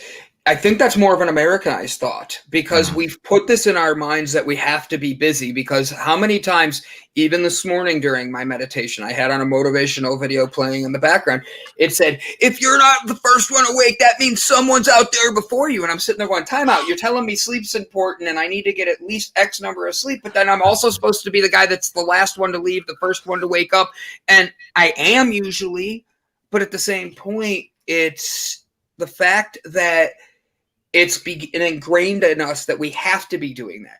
You're not going to always get your best leadership self out there being the first one awake, being the last one to go home. You're just going to be looking for that next thing to accomplish instead of actually hitting that goals and hitting what you're really aiming for. That's just my opinion, but I wanted to run with that and ask you your thoughts on that. Oh, 100%. You know, especially I love the United States and it's the best country in the world. And I think, you know, it is that where you're always on the want or the need to go do this next thing and go achieve this next thing. And it absolutely is true. I think we're in this, you know, this day and age where there's so many other things are showing up now, right? Yeah. The whole mental health movement. What was always health for me as well. And, you know, it just starts to take a toll on you. Like you start to do this every day and you don't love yourself. You don't take care of yourself. And then, you know, you drive yourself into the ground. And I was fortunate to have, you know, I'll never forget, I was working out, I was training a client and, you know, this guy, his name's Cade. He was awesome. He mentored me in a lot of things. He basically, you know, he was like, "Hey man, how was your weekend?" It was just, you know, we were just starting to work out and everything. And I said, "Oh, you know, well, my weekend was great, man. I worked, you know, 60, 70 hours a week, training. And then I also had a restaurant job at the time. So I was like, and I also worked there. So I was pulling like 70, 75 hour work weeks. And then I was like, yeah, man. And I wore like a badge of honor. Like, I was super excited and happy that I did that. Mm-hmm. And then he looked at me and it was just a very nonchalant thing. He just said it so nonchalantly that it just stuck with me. I said, that's my life, man. And, you know, I laughed it off. And he just really, really under his breath just said, you know, what kind of life is that? Yeah. And he started his set. So I couldn't really say anything when he said that. So I had to wait. And I was just brewing on it. And I was like, hey, man, what did you mean by that? Like, why did you say, you know, what kind of life is that? Like, what does that mean? And he said, well, you know, do you ever want to go out and maybe do something and have fun or do something? And I said, oh, that never really occurred to me. And I thought, why would you want to have fun where you can go make money? Right. Mm-hmm. And so I went home and that whole night, Brandon, it just, that question never left me. Mm-hmm. And it started making me realize, okay, there's more to it, man. There's more to it than this. And, you know, that year, it was 2017. I lost my dad that year. Right? Sorry. And thanks, man. And it was tough. And I was looking back and I mean, this guy was a workhorse, right? He had extreme work ethic and to the core from 5 a.m. to 7 days a week. And, you know, eventually, you know, you're going to go from something. It's going to be stress, it's going to be anxiety. You know, he passed away from a heart attack and it was tough, man, because I saw that and I came back and I went to go, you know, do the funeral. I came back and I quit my restaurant job right then and there. And I said, I got to give that time to myself to sort of figure things out and slow down. And, you know, effective people, athletes, you know, all these people that are successful doing what they're doing, they know how to slow down. Mm-hmm. So yeah, it's important to work hard. Nobody's saying, you know, don't put in hard work. You can't, you know, not do that. But you got to know when to take the foot off that gas pedal a little bit. Mm-hmm. Like, you know, in fitness, you work out, you bring a muscle to exhaustion. The growth happens when you sleep, right? Yeah. It doesn't happen when you're always hitting that muscle over and over and over again. You're going to exhaust that muscle. That brain and the heart is the same thing. You got to look at it like that. Like these things are muscles that need rest, man. They just need it. Mm-hmm. How and then we're going to get into our final question. So this is going to be some fun with this one. How do you self-love? I ask this because I've gotten people to tell me so many fun things. And I mean this as in like one of my favorites I ever got, just so you have an example, is I had a guy tell me he does manicures. And I asked why. And he goes, oh, I bite my nails. And the minute I started getting a manicure and a pedicure, it made me not want to bite my nails. And since then, anytime I see myself on air and I'm like not noticing that I'm biting my nail, I'm like, I need to go get a manicure done. Like I notice those things. What do you do, Kawan? That's self-love. Man, so this is going to be very simplistic there, but so I'm fortunate enough to live about 4 or 5 miles from the beach, and I hate you. Oh, that's amazing. so my buddy and I it was actually over the pandemic. My roommate Will at the time, he got me into surfing, and Nice. man, I grab I'm still a beginner, but I'll grab a surfboard and I'll just go out and just spend time in nature. And I think that's just been a big one there. And it was like, I was reading so many articles on the effects of nature, on the, bless you, on the, Thank you. basic effects on the brain. Right. And so I'm all about nature, man. It's just get out there and just hang out in the forest, the beach. You Take that in. Where are you in California? If you don't San mind me asking. Diego. Not at all. San Diego. So, my sister literally just flew out of there yesterday. She was there for a conference all week and was like, where do I go? I'm like, I only know like 2 people in San Diego. I'm not the best help for that city. Like I lived in Oakland for a year. And I have to admit, when you can go walk the redwoods, it changes like your perception on things. You're like, wow. Like your whole, because I'm an outdoor guy. Leave me outside 24/7. I could hang in a hammock in the winter and I just need the right blanket, like, or the right surrounding. But the truth is, when you're out in nature, it's just different. And like my dad and I talk about this all the time because I'm a former youth pastor. So we go religion on things a lot, but I've sat there and I'm like, he's got his phone on him and he's like, listen, we're out and just sitting in the backyard and he has a whole forest behind him that nobody can touch because it's a metro park system. And I'm like, how many birds have you heard today? Well, I don't know, a few, but I'm sitting there and in that moment, I could tell you there's 7 different birds that are chirping in different ways and you don't catch it until you're sitting there in that moment. And in nature, it's like, I go back to, and I told him this, that the Bible tells you, I provide for the birds. I provide for the fish and the animals of the sea. Why wouldn't I provide for you? And I'm like, but you're distracted by your phone and you're distracted by the TV. There's 5 birds out here right now that are giving you a reason, that are making you know how awesome you are. Oh, man. And he just looks at me like I'm crazy. And I'm like, no, let's go for a walk. Like, for real, it's letting go, put the phone down. All right. So one thing we do on every episode. First, I got something. I want to know. Then I'll take Brett out again. I'm sorry. Get Brett out here. Yeah. I got to know really quick. What is the first thing that you notice when you are fully in nature? The stillness of it all. It's just there's like these things I was reading. You have to spend, so there's a new study now. It's like 25 and 3. You got to do 20 minutes 3 days a week in nature, or 5 hours a month, or 3 days a year is like the new thing now, right? And there's actually science behind it, guys, where it's like the patterns of the trees, forests, and all these sounds and things. The patterns represent what are called like fractals, which have a correlation with the patterns in the universe, believe it or not. Yeah. And it just fascinates me that is kind of what we need there, which is right here on the ground. But yet it's correlated somehow to a bigger picture. So I noticed the stillness, man. I just noticed my mind just stopping, it just is like, oh, wow, look at all these things. And that is the feeling that makes it all better. That is it right there. If you can do that and learn how to like multiply that, I promise you'll be so much more effective and show up in your life in more ways than you can imagine. I like that a lot. For me, it's the smell, the smell, because that allows my body to process the overall aura and feel of my surroundings. I like 100%. that. 100%. So one of the things we do, I have one last one, and then I'm limiting everybody on their last thing. What is your favorite superhero? It's a good one, man.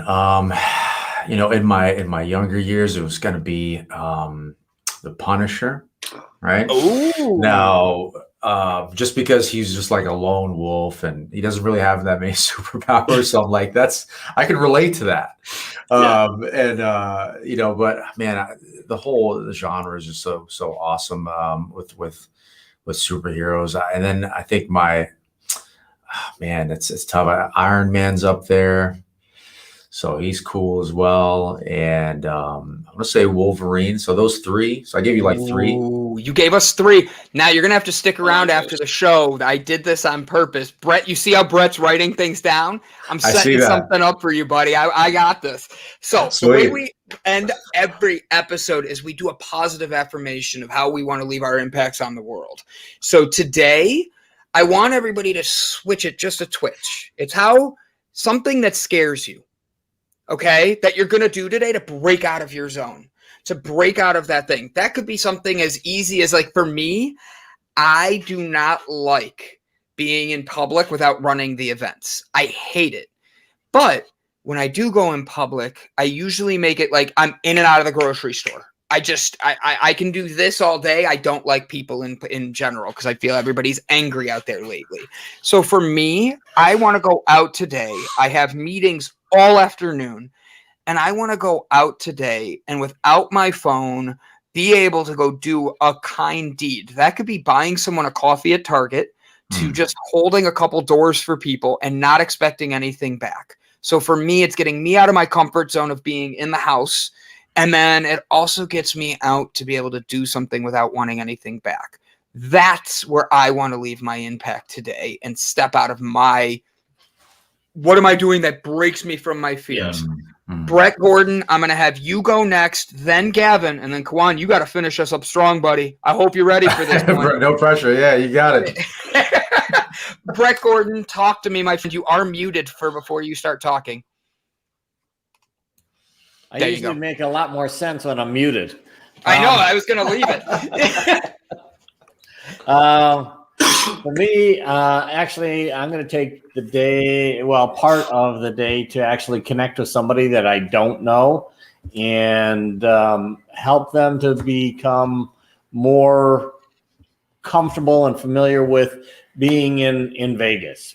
Actually, I have somebody in mind, and they just moved to Vegas, so I want to kind of reach out to them and kind of establish our friendship and help them to feel, some love in a new town that they haven't been in for too long.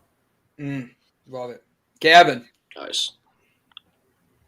Yeah, so what I would like to take away from this is being able to still be present while taking a break. And that's kind of what I did today. Brennan was sick all of last week and the week before that and the week before that. He hasn't been here in a year, it seems. And you finally have him back here on the show today hosting. And so because of that, while I still very much do love being a part of the show and everything, I wanted to sit back and relax a little bit and give my brain that rest that we talked about every muscle needs, but then still be able to take in information and sort of listen to what Kawan had to say about listening to those who know more about you in certain topics and being able to just sit back and learn. And that's what I wanted to do today and give that to you as well. So thank you. Awesome. All right, I'm gonna have to pay it forward. I think I'm gonna reach out to 5 people today, and I'm gonna tell them that I'm gonna thank them for what they've been in my life, and I'm gonna just tell them that I love them, and I'm gonna spread that. I think that's what needs to happen for me, and just tell them how much of a positive impact they've had in my life and how appreciative I am of that. Go on, I love that. 5 people today. Everybody who's listening, everybody who's watching, do not forget to like, comment, share, subscribe, all those fun things that I never say that I'm supposed to say. but I'd rather see you go do something outside of your comfort zone today. If you're not going to like, comment, and share, do us a favor and reach out to somebody and just tell them, hey, you're fucking cool. That's all you have to do. I know I've already used my F word. I'm using Gavin's now. So, like, guys, just deep down, reach out to somebody you haven't talked to in a while, want nothing back. Kawan, you are absolutely amazing. Please stick around after the show. Guys, the only way we're going to change this world is by changing ourselves. Yeah. Go love, give love, and be the best you can be today. Thank you for joining us. Ladies and gentlemen, we look forward to seeing you tomorrow. Thank you, guys. Take care. Thank you.